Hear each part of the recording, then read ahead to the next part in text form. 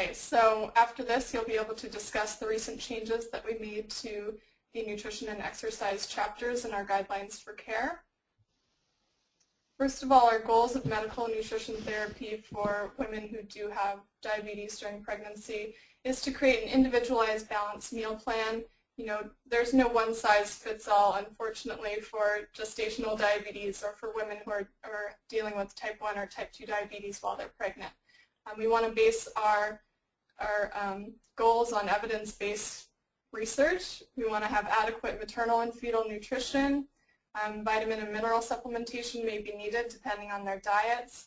Appropriate weight gain, of course, maintaining good glycemic control, and we also like to promote and support breastfeeding. First of all, for prenatal nutrition needs during the first trimester, energy needs are no different than preconception. So I'm sure all of you providers have had patients who are worried they're not gaining weight in their first trimester, and I always reassure them that no, it's okay if you don't gain very much weight in that first trimester. The second and third trimester is really when the calorie needs start to increase, and of course that's the time when they notice they start getting more hungry usually. Protein needs from 13 weeks and on are 1.1 grams per kilogram for dietitians who are calculating those needs. For carbohydrates, in the first trimester, it's sort of the same thing as the energy needs. We want to keep the minimum of 130 grams per day preconception through the first trimester, so that won't change, although you could give a little bit more than that. And then in the second and third trimester, a minimum of 175 grams per day for adequate fetal growth. For fat, we emphasize monounsaturated fats. I'm pretty strict on limiting trans fats. We have some research showing that trans fats do interfere with insulin, so they actually can cause some insulin resistance. So, you know, we have all sorts of reasons to avoid trans fats, but it is especially important for our ladies. In terms of overweight and obese pregnant women, there is no consensus on determining energy needs, but we do recommend a minimum of 1,800 calories for adequate nutrition. Also, you know, monitoring what they're actually eating to ensure adequate intake. You know, sometimes we are a little stricter on weight goals for overweight and obese pregnant women, but you still want to make sure they're getting enough nutrition for their baby. You can't just keep restricting and restricting without any consequences. You also want to track their rate of weight gain. So as Cynthia mentioned, we do use the prenatal weight grids. And I'll actually show the women, you know, where they are in their weight grid and explain it to them so they have an idea. Sometimes, you know, we'll need to adjust their diet a little bit to make sure that they're following their weight goals. We base our weight goals on the Institute of Medicine guidelines based on BMI. So you can see for underweight women, of course, it's 28 to 40 pounds, and as you go down the line, the weight goals become a little bit stricter.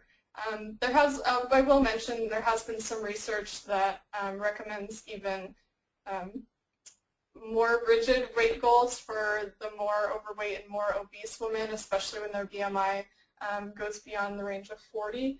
So it depends on the practitioner that you're working with. You might be a little bit stricter. We're usually, in the clinic that I work at, try to keep our obese women around a 15-pound total weight gain, and then of course that allows for a little bit of leeway in those last few weeks of pregnancy. Maybe they'll get up to 20 pounds.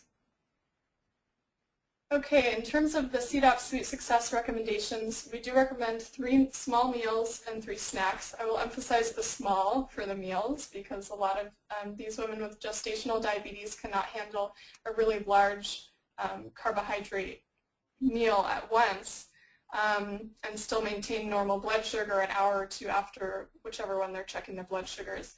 We recommend having something to eat every 2 to 3 hours. It'll usually be about 3 snacks. Some women will need 4, especially if they're on glyburide, which tends to cause between meal hypoglycemia. So, and I will mention that the last snack should be right before bed. We really recommend a bedtime snack.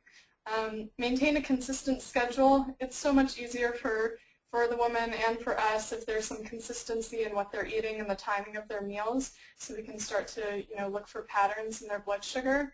We recommend no more than 10 hours between the bedtime snack and breakfast. Remember, since the woman is pregnant, the baby is growing overnight, so that bedtime snack can really be helpful. If they are getting morning hyperglycemia, that could be because they're going too long without eating overnight. Usually a bedtime snack will remedy that, as long as it's not, too filled with carbohydrate. We recommend that you synchronize the meals and snacks with the glyburide and insulin, of course, also with exercise, I'll mention. And I already mentioned the pattern management. So I actually have my patients track their food records and their blood sugar. We give them a log every time they come in, so they can fill that out. And then they can start sort of becoming their own teachers, and they can see, oh wow, when I had, for example, pasta at dinner, my blood sugar went really high. And maybe we can work on, maybe it was the portion size or what they had with it or what type of pasta to help them plan for the future. We recommend spreading the carbohydrate load over 3 small meals and 3 or more snacks. Breakfast is generally a time when carbohydrate is not as well tolerated, possibly related to the pregnancy hormones and the spike in cortisol. They're a little more insulin resistant. So some patients may need to go as low as 15 grams of carbohydrate at breakfast. I just build that into the meal plan that I give all my women in the beginning because it's easier to give them a little carbohydrates than to take it away. Also, if the woman is on insulin, they can be a little more flexible with their carbohydrate intake, especially if they're taking fast-acting insulin before meals. For fruit, we recommend 2 servings per day. I usually start there. Again, it's easier to add a serving than to take away some fruit. I also work a lot on portion sizes of fruit, because many women will just have this giant fruit salad, and that's considered 1 portion, and that can really be too much sugar for them. We recommend avoiding fruit at breakfast for the reasons above, and the same thing with milk, actually. For milk, 3 servings per day. If they're a teenager, we recommend 4 servings per day for adequate calcium and vitamin D. In terms of soy milk or any other milk replacement like almond milk or rice milk, they want to read labels, choose one that's unsweetened, and just pay attention to the total carbohydrate. Also, the nutrient balance might be a little different. If you have an unsweetened almond milk, it's only about 40 calories if you get the unsweetened one. So that's not nearly as much nutrition or as many calories you'd be getting even from skim milk. So sometimes we need to adjust based on what type of milk substitute they're using.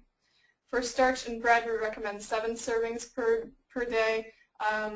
Whole grain, high fiber, low glycemic is always best. Not instant. Instant is very high in the glycemic index, and it almost always results in hyperglycemia after their meal. Protein and meat alternatives, 7 or more ounces per day. Spread out throughout the day. As many of you know, protein can help with satiety, so they're not so hungry all the time. And it can help actually change the glycemic index of the carbohydrates they're eating. So, the difference in your blood sugar between having just a piece of bread by itself or a piece of bread with a little cheese on it can be different. Vegetables, we highly recommend the green vegetables. They can have unlimited non-starchy vegetables. I usually push for half of their plate being vegetables. Then they're filling up on a lot of nutrient-dense foods, low calorie, and not going to spike their blood sugar. Fats, 6 or more portions per day. Again, I said I'm really strict on the trans fats. And of course, every woman needs an individualized, realistic meal plan. There's no one-size-fits-all. Just to go back to the glycemic index thing, we recommend limiting cold or instant hot cereals like instant oatmeal, instant rice, instant noodles, instant potatoes.